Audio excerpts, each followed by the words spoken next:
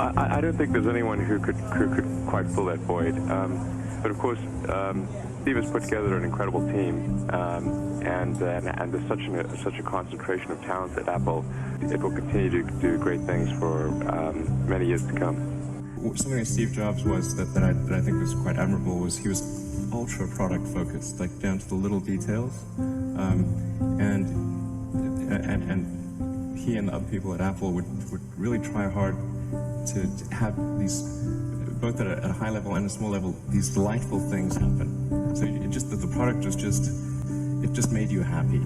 Jobs was obviously very good with aesthetics, and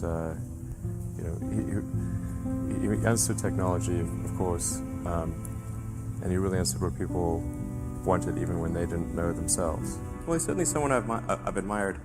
Well, I did try to talk to him once at a party, and he was super rude to me. But I don't think it was me. I think it was sort of, par for the course. I think you weren't the first. Yeah, not the first. No. Yeah, and I was actually there with Larry Page is an old friend of mine. I've known Larry since before he got venture funding for Google, and Larry was the guy that introduced me to Steve Jobs. So it's not as like I'm going and tugging on his coat, please talk to me. But so I was introduced by Larry Page. It was not bad. So, I mean, he obviously was an incredible guy and made fantastic products. And I don't know. There was like a certain the guy had a certain magic about him. Just sort of that was really inspiring. So, I mean, I think that's really great.